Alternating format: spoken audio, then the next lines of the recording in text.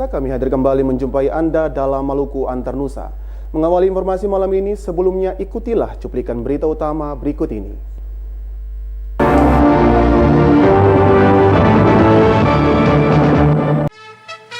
Gereja Protestan Maluku akan pusatkan perayaan Paskah di Klasis Kairatu Seram bagian barat. 3.200 botol minuman keras dimusnahkan Polres Ternate.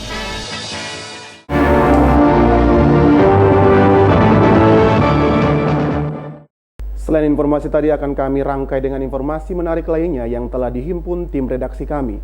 Bersama saya Absalom Andre Teftutul, inilah Maluku Antar Nusa selengkapnya.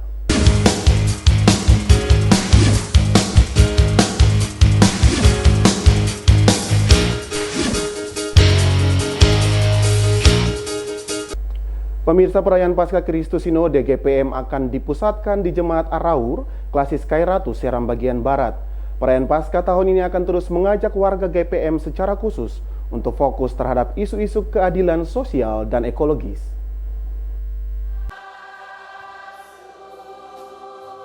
Perayaan Paskah Kristus Sinode GPM tahun ini akan dipusatkan di Jemaat Araur, Klasis Kairatu Seram bagian barat. Panitia Hari-Hari Besar Gerejawi sesuai keputusan MPL Sinode telah menetapkan Klasis Araur. Hal ini dilakukan dalam rangka menghadirkan seluruh pelayan gereja secara langsung di tingkat jemaat.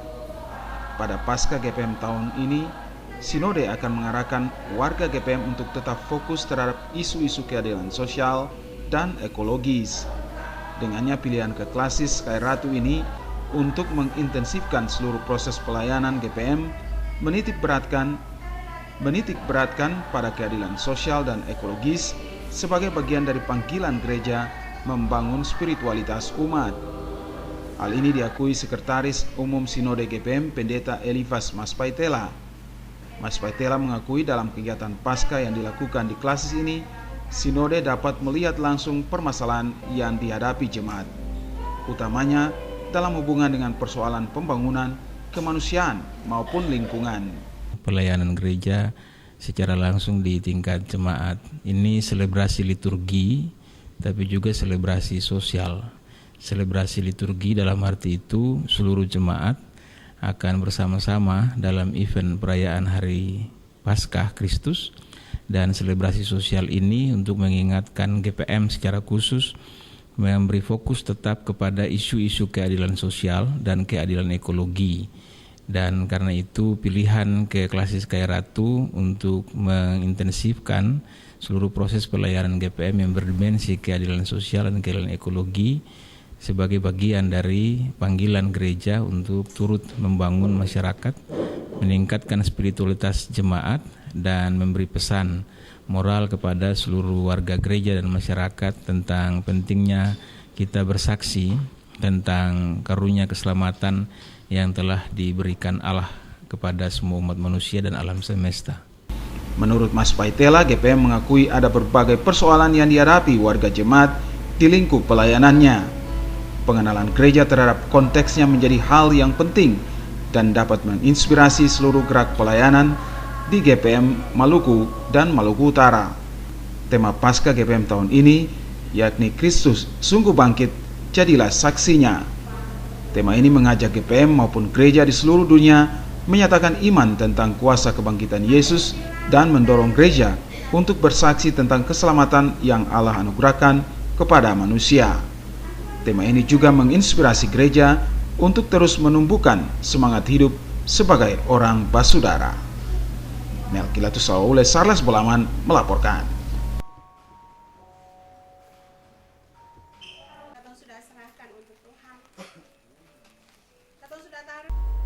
Ribuan liter minuman keras hasil sitaan dimusnahkan Satuan Polisi Pamong Praja Kota Ternate. Miras tersebut diperoleh saat operasi gabungan TNI Polri dan Satpol PP Kota Ternate. Minuman keras ini diperoleh dalam operasi gabungan antara Pol PP, TNI, dan polisi.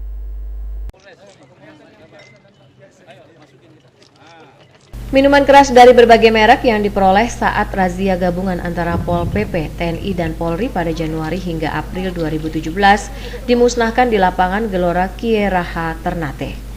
Pemusnahan itu dilakukan Satuan Polisi Pamong Praja yang disaksikan Wali Kota Ternate Burhan Abdurrahman. 3.200 botol minuman keras yang dimusnahkan itu rata-rata alkoholnya berada di atas 15%. Menurut Kasat Pol PP Fandi Mahmud, operasi terhadap peredaran minuman keras ilegal di Kota Ternate akan terus dilakukan untuk meminimalisir konsumsi minuman keras di masyarakat. Kurang lebih sekitar 3.200 botol dan plastik. Ini hasil razia dari kami Satpol PP, ini TNI maupun Polri dari bulan Januari sampai dengan bulan April. Minuman keras yang dimusnahkan Satuan Polisi Pamong Praja ini dipasok dari Manado, Sulawesi Utara dan Kabupaten Tobelo, Maluku Utara. Pasokan miras tersebut ke Ternate sebagian besar lewat jalur laut. Saat ini petugas Pol PP sudah ditempatkan di beberapa pelabuhan untuk memantau kemungkinan masuknya miras ke Ternate. Pemilik miras tersebut biasanya mengelabui petugas dengan cara menimbun miras tersebut dengan barang-barang lainnya di dalam truk. Dari Ternate, Maluku Utara, Rusdi Samsi melaporkan. Pemirsa, Teluk Ambon saat ini tercemari dengan berbagai sampah industri maupun rumah tangga. Kondisi itu perlu ditangani secepatnya sehingga biota laut di Teluk Ambon tidak punah.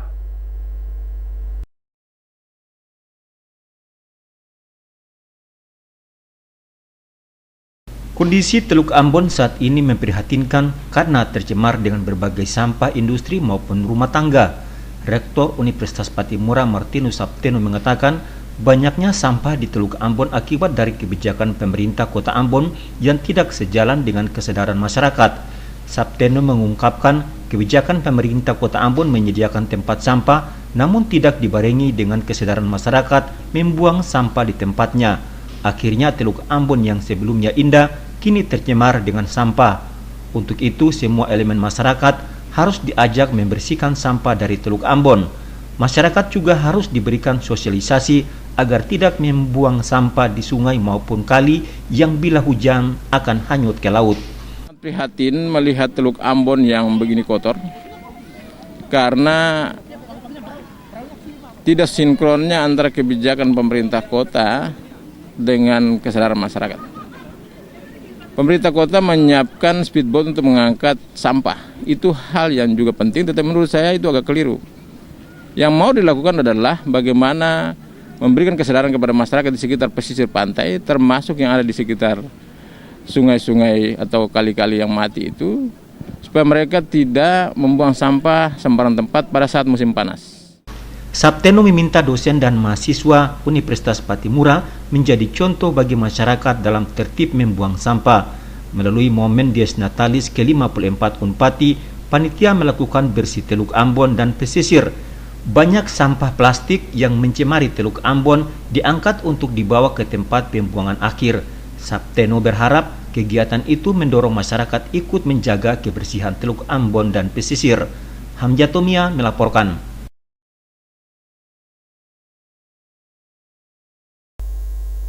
Kekurangan infrastruktur di Kecamatan Kelmuri, Kabupaten Seram bagian timur secara bertahap akan segera teratasi.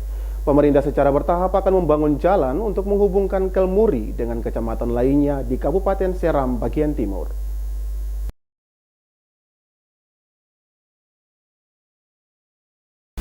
Beberapa waktu lalu, pemuda dan mahasiswa asal Kecamatan Kelmuri, Kabupaten Seram bagian timur melakukan aksi unjuk rasa di DPRD Maluku. Mereka menyampaikan keprihatinan terhadap ketimpangan pembangunan yang dialami Kecamatan Kelmuri dibandingkan dengan kecamatan lainnya di Kabupaten Seram bagian timur. Mahasiswa menilai Kecamatan Kelmuri selama ini kurang mendapat perhatian dari pemerintah sehingga keterisolasian dan kemiskinan tetap membelenggu masyarakat di sana. Selain prasarana jalan, penerangan listrik hingga saat ini belum dinikmati oleh masyarakat Kecamatan Kelmuri. Anggota DPRD Maluku asal daerah pemilihan Seram bagian timur Ridwan Elis mengatakan aspirasi yang disampaikan mahasiswa beberapa waktu lalu akan segera ditindaklanjuti oleh pemerintah. DPRD, kata Ridwan, telah berkoordinasi dengan pemerintah Provinsi Maluku. Pembangunan jalan menuju Kelmuri, kata Ridwan, sudah masuk dalam perencanaan hingga tahun 2019. Kami di Komisi khususnya Komisi C sudah menyampaikan terkait dengan infrastruktur yang ada di Kelmuri, dan alhamdulillah di tahun ini akan ada pembukaan ruas jalan yang yakni dari Laimu ke Wirinama sampai ke Kota Baru, ujungnya di Ernanang. Kemudian dari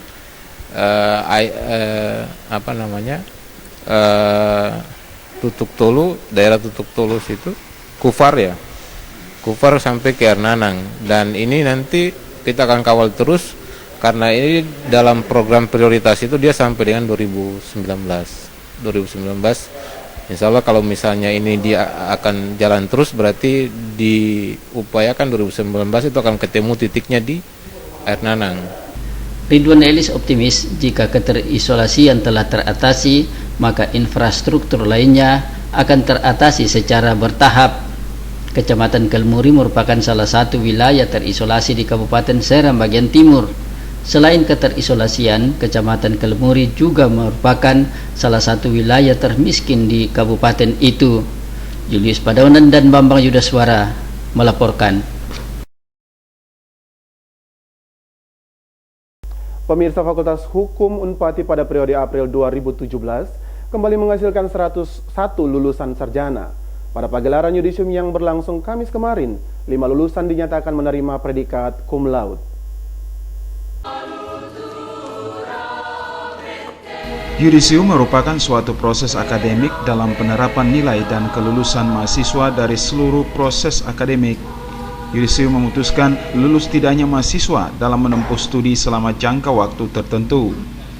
Fakultas Hukum Unpati pada periode April 2017 kembali menghasilkan 101 lulusan. 5 lulusan terbaik dinyatakan menerima predikat cum laude. IPK tertinggi diterima Gracelia Urat dengan jumlah nilai 3,86. Dekan Fakultas Hukum Unpati Dr. Rory Akiwen menyatakan Fakultas Hukum yang telah menyandang akreditas A bukan untuk dibanggakan, namun akreditasi menjadi tantangan bagi pihak fakultas untuk bisa mengatasi berbagai kekurangan baik sarana prasarana maupun SDM di alma mater itu. Akreditasi ini juga tercermin dari lulusan yang akan dihasilkan oleh Fakultas Hukum. Akiwen mengingatkan kepada para lulusan, keberhasilan yang dicapai saat ini bukanlah akhir dari perjuangan. Para lulusan ini dapat melanjutkan pendidikannya ke jenjang pendidikan S2. Itu memang suatu komitmen bahwa kita harus, dengan akreditasi A kan terbeban untuk harus dipertahankan, dan cerminan dari akreditasi A itu kan harus kelihatan dari pelayanan maupun kualitas lulusan dan sarana prasarana. Nah, dengan menunjang untuk persiapan Universitas Patimura untuk BLU, kita memang semuanya mengarah ke situ. Rektor Unpati Profesor Dr. M.J. Sapteno mengakui akreditasi nilai yang diterima Fakultas Hukum akan memotivasi fakultas lain, utamanya 9 fakultas yang masih terakreditasi C. Menurutnya, proses akreditasi Unpati secara kelembagaan beberapa waktu lalu terhambat karena sejumlah fakultas masih terakreditasi C. Dengannya diharapkan tahun ini semua fakultas sudah dapat berproses untuk meningkatkan akreditasinya. Ya, saya sebagai mantan pimpinan Fakultas Hukum menyampaikan terima kasih kepada semua pihak yang telah bekerja keras sehingga akreditasi ini bisa mendapat nilai A, dan itu memicu yang lain, terutama yang ada 9 prodi di beberapa fakultas yang mendapat nilai C. Diusahakan tahun ini dinaikkan akreditasi menjadi B. Kita kemarin itu tidak bisa mendapat akreditasi A dari aspek institusi karena ada beberapa prodi yang mendapat nilai C. Padahal nilai kita itu tinggal 12 poin lagi dapat nilai A. Di sela penggelaran lulusan sarjana hukum Unpati, pihak fakultas seperti biasanya memberikan penghargaan terhadap mahasiswa berprestasi. Penghargaan ini diberikan atas prestasi internasional yang ditoreh mereka. Selain itu, fakultas juga memberikan penghargaan kepada tenaga pendidik yang memasuki masa purna bakti. Melkilatu Sawaule Sarles Polaman melaporkan.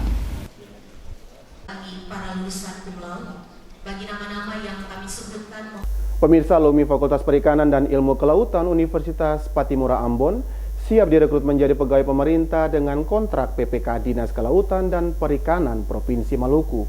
Hal ini disampaikan Ketua Ikatan Alumni Fakultas Perikanan dan Ilmu Kelautan Romelus Farfar saat acara yudisium calon lulusan mahasiswa Fakultas Perikanan Kamis pagi.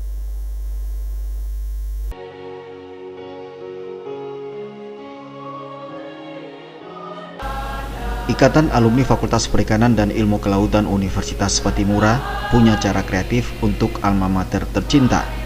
Lulusan Fakultas Perikanan dan Ilmu Kelautan akan direkrut menjadi tenaga kontrak di Dinas Perikanan dan Kelautan Maluku melalui inovasi di bidang perikanan. Ketua Ikatan Alumni Fakultas Perikanan dan Ilmu Kelautan Romelus Farfar menginginkan lulusan Faperik Unpati dapat mengaplikasikan ilmunya. Romelus yang juga Kepala Dinas Kelautan dan Perikanan Provinsi Maluku mengatakan, Dinas Perikanan dan Kelautan Maluku akan memberikan bantuan keramba jaring apung ikan bagi lulusan Faperik Unpati. Bantuan ini diberikan agar para lulusan dapat berinovasi melalui ilmu yang diperoleh di bangku perkuliahan sekaligus tempat praktek bagi mahasiswa. Jika bantuan ini dapat dimanfaatkan secara baik, para lulusan akan direkrut menjadi pegawai pemerintah dengan kontrak di Dinas Perikanan dan Kelautan Provinsi Maluku. Langkah Ikatan Alumni Fakultas Kelautan dan Perikanan Unpati merekrut lulusan untuk mewujudkan tenaga-tenaga perikanan yang terampil di kabupaten kota. Dekan Fakultas Perikanan dan Ilmu Kelautan H. Matakupan memberikan apresiasi atas kepedulian alumni bagi alma mater tercinta. Diharapkan Ikatan Alumni Fakultas Perikanan dan Ilmu Kelautan dapat terus bekerja sama membangun alma mater. Yudisum yang digelar Fakultas Perikanan dan Ilmu Kelautan Unpati Ambon dilakukan kepada 70 calon wisudawan. Yudisum yang dilakukan sebagai upaya penentuan kelulusan terbaik dari masing-masing program studi di fakultas itu. Yudisum ini juga dalam rangka menghadapi wisuda Unpati angkatan pertama yang akan berlangsung akhir April. Minggus Noya dan Edmond Tupan melaporkan.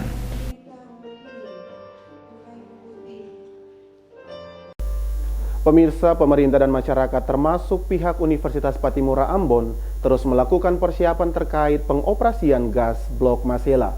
Salah satu kesiapan adalah dengan menggelar sarasehan penyediaan pangan pada wilayah industri gas blok Masela baru-baru ini.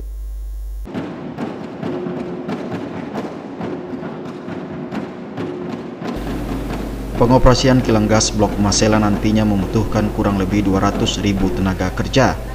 Dengan demikian, kebutuhan pangan saat aktivitas blok Masela semakin tinggi. Guna menyambut pengoperasian kilang gas blok Masela, pemerintah Provinsi Maluku, termasuk Universitas Patimura, melakukan berbagai persiapan. Salah satu persiapan yang dilakukan adalah dengan menggelar kegiatan sarasehan nasional tentang strategis penyediaan pangan pada wilayah industri gas blok Masela. Gubernur Maluku Said Asagaf mengatakan, kekayaan alam yang terkandung di blok Masela harus dikelola secara baik demi kesejahteraan masyarakat Maluku. Menurutnya, salah satu tantangan yang dihadapi adalah penyediaan kebutuhan pangan. Saat ini kebutuhan besar bahan pangan masyarakat Maluku didatangkan dari luar. Pemerintah Provinsi Maluku, kata Asagaf, menetapkan 11 poin penting untuk menjawab tantangan kebutuhan pangan pengoperasian blok Masela. 11 poin itu diantaranya menetapkan wilayah produksi pangan dengan mengacu pada rencana tata ruang wilayah gugus pulau, meningkatkan akses pasar bagi produk lokal, dan mendorong perguruan tinggi untuk menghasilkan benih kualitas serta tempat pelatihan bagi para petani. Anggota Komisi 7 DPR RI Mercy Barens berharap adanya kebijakan pangan berbasis kepulauan. Menurut Barens, penetapan komoditi unggulan harus berbasis kabupaten dan desa.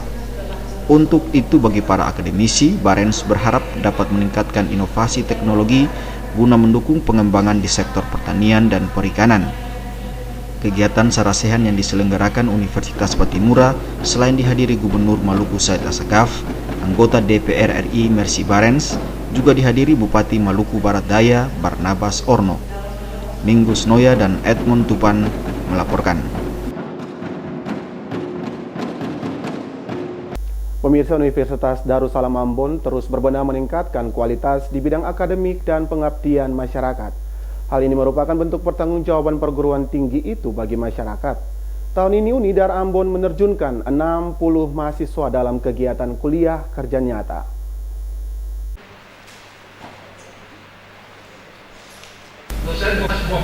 Universitas Darussalam Ambon tahun ini menerjunkan 60 mahasiswa kuliah kerja nyata tematik gelombang kedua tahun 2017. Mereka akan menjalankan program pemberdayaan masyarakat di Desa Tulehu selama 2 bulan.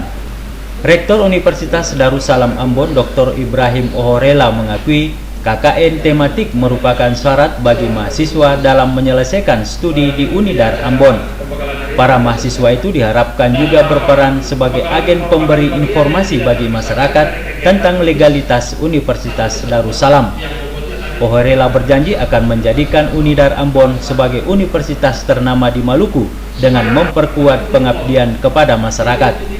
Ohorela berharap kuliah kerja nyata dapat menjawab persoalan masyarakat, utamanya masalah air bersih.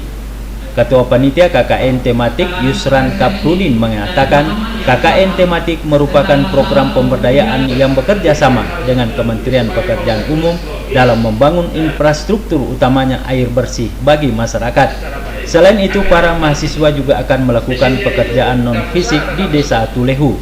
Yang pertama adalah mahasiswa itu melaksanakan salah satu tugas akademiknya, untuk menyelesaikan salah satu mata kuliah KKN.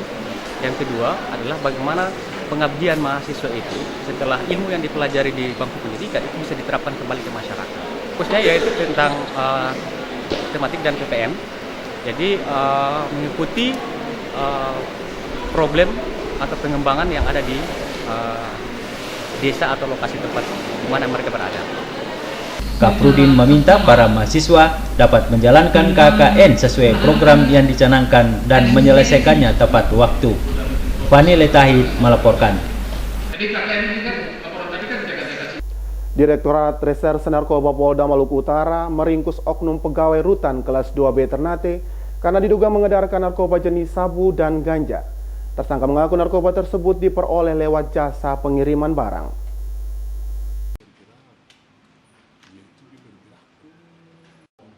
Dua pengedar narkoba jenis sabu dan ganja ditangkap aparat Direktorat Reserse Narkoba Polda Maluku Utara. Salah seorang di antaranya adalah pegawai rutan kelas 1B Ternate berinisial MM. MM ditangkap di rumahnya di Kelurahan Kalumata, Ternate Selatan. Bersama tersangka diamankan sejumlah barang bukti, di antaranya 16 paket sabu seberat 5,55 gram, 2 korek api gas yang dimodifikasi, 1 perangkat alat hisap, 3 buah sedotan plastik, dan buku tabungan. Selain MM, polisi juga meringkus RS di lingkungan tanah masjid Kelurahan Kalumpang, Kota Ternate Tengah. Di sana polisi menemukan 1 bungkus plastik bekas pembungkus sabu, 4 buah korek api gas, 1 buah alat hisap, dan 1 buah handphone. Direktur Reserse Narkoba Polda Maluku Utara, Komisaris Besar Polisi Sumirat Dwiyanto mengatakan narkoba itu dikirim dari Jakarta lewat jasa pengiriman yang diambil MM. Kerjasama dengan Pak Direktorat Narkotika Mabes Polri, kita melakukan pemantauan dan ternyata betul ada paket kiriman dari Jakarta kepada seseorang atas nama MM.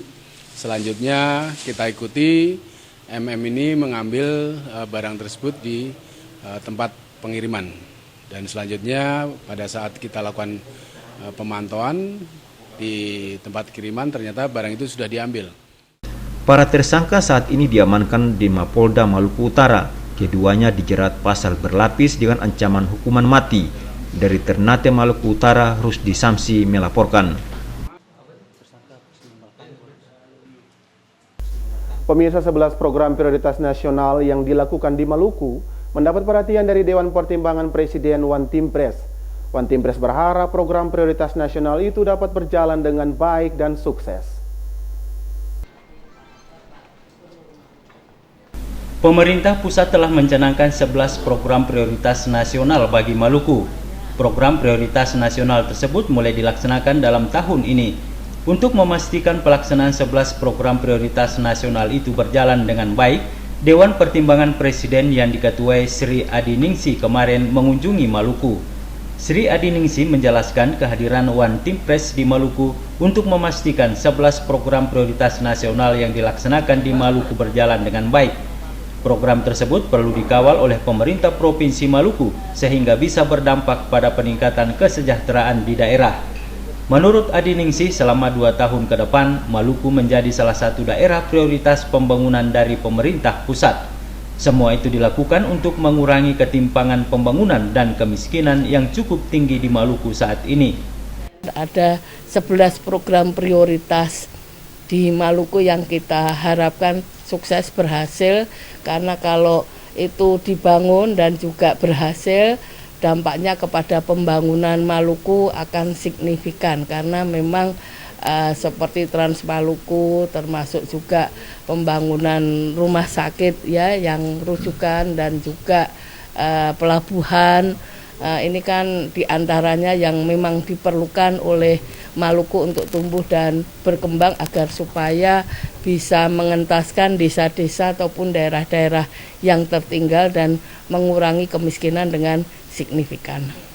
Selain memantau pelaksanaan 11 program prioritas nasional, mereka juga ingin melihat perkembangan pembangunan pedesaan daerah tertinggal dan pariwisata.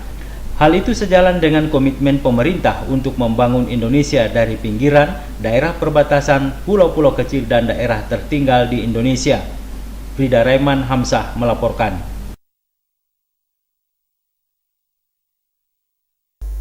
Pemirsa, pemerintah Kabupaten Maluku Tengah menghibahkan 1 gedung aula serta 2 rumah dinas untuk Kejaksaan Negeri Masohi. Bupati Maluku Tengah Abu Watu Wasikal mengatakan hibah dilakukan untuk menunjang fasilitas serta aktivitas pelayanan di Kejari Masohi.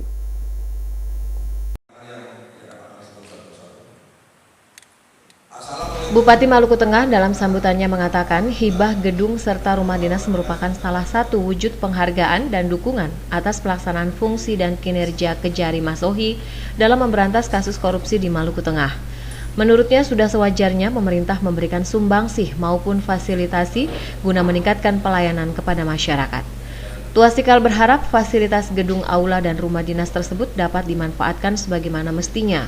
Kepala Kejaksaan Tinggi Maluku Manumpak Pane menyebutkan hibah pemerintah Kabupaten Maluku Tengah itu merupakan penghargaan bagi jajarannya. Manumpak Pane mengingatkan Kejari Masohi untuk terus melaksanakan tugas dan fungsinya dengan baik. Salah satunya adalah mengawasi dan mengontrol kasus korupsi baik di Maluku Tengah maupun cabang Seram Barat maupun Seram Timur. Dari Masohi, Maluku Tengah, Fatahila Sia melaporkan.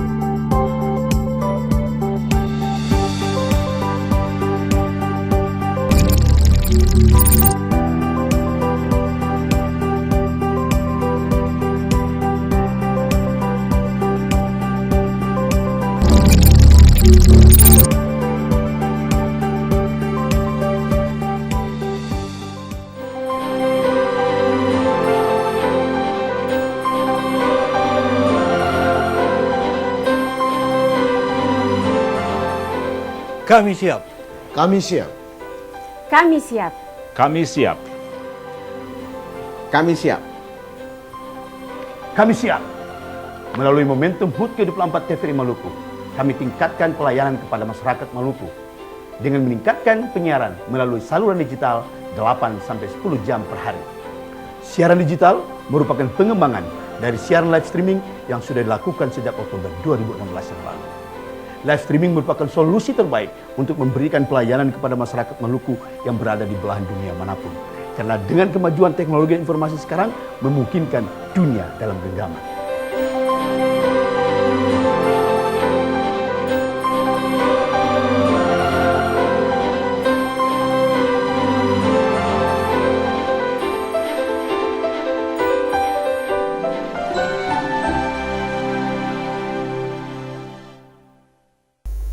Pemirsa, Maluku menargetkan swasembada beras tahun 2019 mendatang. Pemerintah Maluku saat ini terus berupaya untuk menambah areal persawahan sehingga dapat mencapai target produksi beras.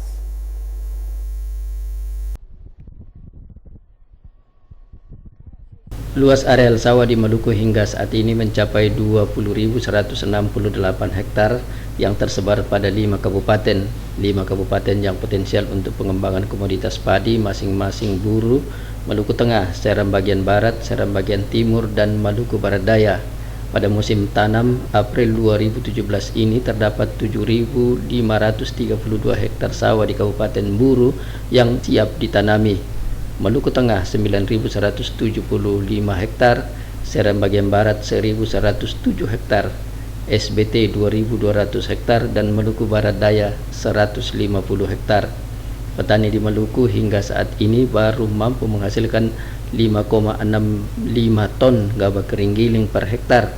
Saat ini Maluku baru mampu memenuhi kebutuhan beras sebesar 51%, selebihnya masih didatangkan dari luar daerah. Pemerintah Maluku akan terus menambah areal persawahan ke depan. Tahun 2017 ini pemerintah akan melakukan pencetakan sawah baru seluas 4.000 hektar. Menurut rencana, Kabupaten Buru akan mendapat alokasi 3.000 hektar, Maluku Tenggara Barat 500 hektar, dan Seram bagian Timur 500 hektar. Jika pencetakan sawah baru seluas 4.000 hektar tuntas tahun ini, maka target swasembada beras pada tahun 2019 akan tercapai. Saat itu produksi gabah kering giling bisa mencapai 136.549 ton per satu musim tanam. Jika dalam satu tahun dilakukan 2 kali panen, maka dihasilkan setidaknya 280.000 ton gabah kering giling. Selain perluasan areal tanam dengan menambah sawah baru, pemerintah juga terus berupaya dengan peningkatan produksi melalui penggunaan bibit unggul dan pemupukan yang sesuai dengan ketentuan. Julius Padaunan melaporkan.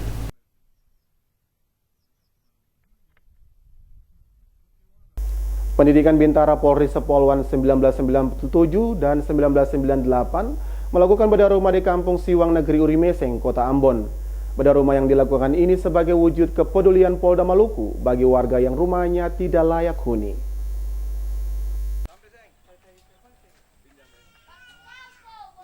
Bedah rumah yang dilakukan Polda Maluku Sabtu pekan lalu merupakan yang pertama kalinya.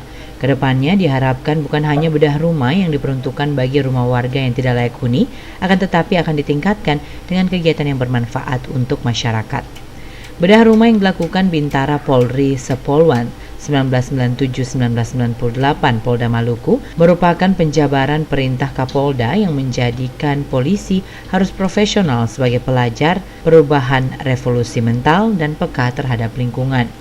Ketua Umum Angkatan 1621 STS Dikmaba 98 Sepolwan 21 Polda Maluku, Aitu Ihvan Ali mengatakan, bedah rumah ini untuk membantu masyarakat yang benar-benar membutuhkan. Kegiatan ini akan terus digalakan sebagai penjabaran perintah Kapolda melalui promoter. Ini merupakan kegiatan sosial yang akan terus kami lakukan sebagai penjabaran perintah Bapak Kapolda kami melalui sosialisasi program Kapolri, yaitu promoter.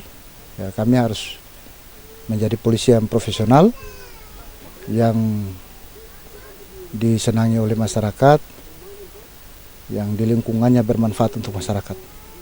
Ketua RT 0603 Negeri Urmesing Sakarias Tuhumuri mengatakan kegiatan bedah rumah yang dilakukan Polda Maluku ini merupakan pertama kali di wilayahnya. Menurutnya program tersebut sangat membantu warga di Dusun Siwang, terutama mereka yang rumahnya tidak layak huni. Dengan bedah rumah tersebut, warga dapat hidup layak dan beraktivitas dengan normal di hunian yang baik dan sehat. Dalam hal ini di RT ini RT 0603 Negeri Urimeseng Kampung Siwang. Dan baru satu kali hal ini dia terjadi dalam beta RT di sini. Dan beta sangat bersyukur banyak dan berterima kasih kepada bapak-bapak polisi ini yang telah membantu masyarakat yang lemah, yang perlu bantuan. Dan beta pikir bahwa hal-hal seperti ini jangan cuma sampai di sini. Kalau misalnya ada berkat atau sesuatu yang bapak bisa teruskan kepada masyarakat lain yang membutuhkan. Rahmalatul Konsina, Junaidi Asril melaporkan. Pemirsa, Dinas Perhubungan Kota Ambon diminta serius menyikapi keluhan warga terkait dengan penertiban terhadap mobil angkutan umum yang melakukan aktivitas di luar jalur. Di jalur Stein misalnya, banyak angkot yang beroperasi meski tidak sesuai dengan izin trayek yang dimilikinya.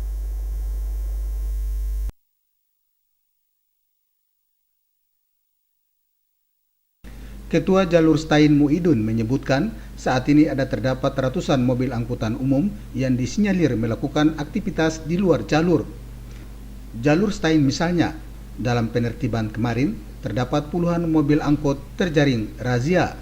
Puluhan mobil angkot itu diketahui tidak memiliki dokumen lengkap.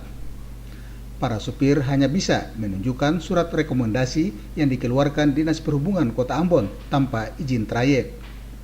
Menyikapi temuan tersebut, Ketua Jalur Stein Muidun mendesak Dinas Perhubungan Kota Ambon untuk tidak lagi mengeluarkan izin trayek yang baru untuk sementara waktu sehingga tidak menimbulkan persoalan baru. Selain itu, Dinas Perhubungan Kota Ambon diminta untuk segera menertibkan dan memberikan sanksi tegas terhadap para supir yang nakal yang melakukan aktivitas tidak sesuai dengan jalur mereka. Muidun menyebutkan jika hal ini dibiarkan dapat memunculkan persoalan baru terhadap para sesama sopir karena merasa dirugikan.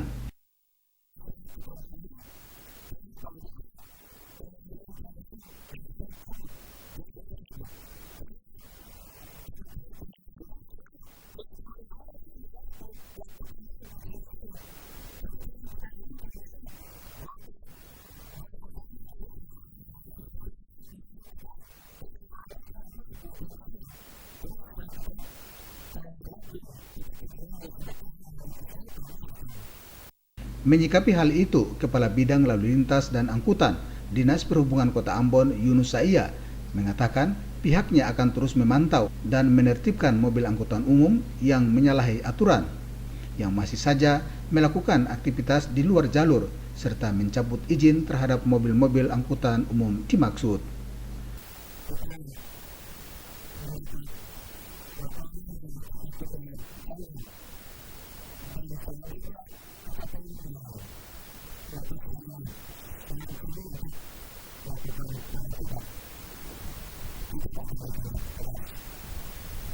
Abu Sahbawa, Unga melaporkan.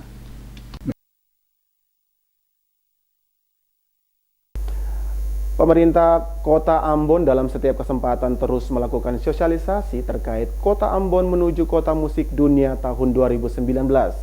Sosialisasi itu melibatkan sejumlah pemangku kepentingan, termasuk AMO yang merupakan salah satu penggiat musik di Kota Ambon.